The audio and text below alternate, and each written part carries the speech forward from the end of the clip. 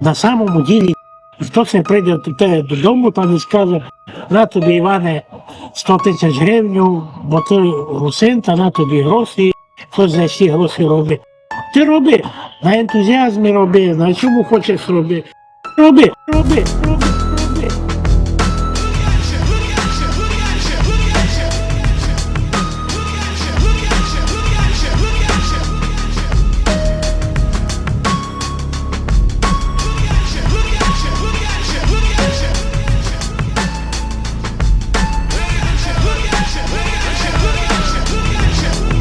Дуже давно є така скиглити. Ой, ми такі оце, ну і нас там. Хто тебе не... Якщо ти сидиш, не робиш, та й кажеш, я б робив на мене, на самом ділі не робиш ти.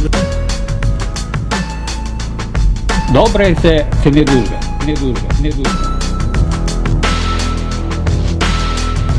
Вже кілько за не говорить за ту кодифікацію, все і більше, ну то все йде як обезно, бо кожен новий активіст усе видить перед собою пустиню в російській літературі, і кожен думає своє, із мене ця начина, із мене ця начина, із мене ця начина.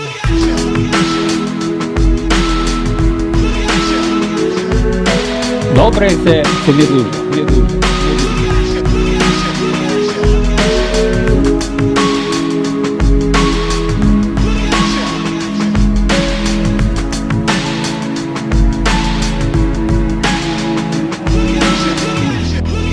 Люди не читають. Ну, хто не читав раніше, тот не читати тепер. Почали читати більше в інтернеті, але взагалі хоч щось почали читати. Взагалі не читали ніч. Тепер хоч щось починають читати, ну вже добре, вже добре. Ну, треба більше читати, кількість переходить у якість. І з цієї кількості десь рано чи пізно якесь личинка улетить на телефон, улетить на телефон, улетить на телефон.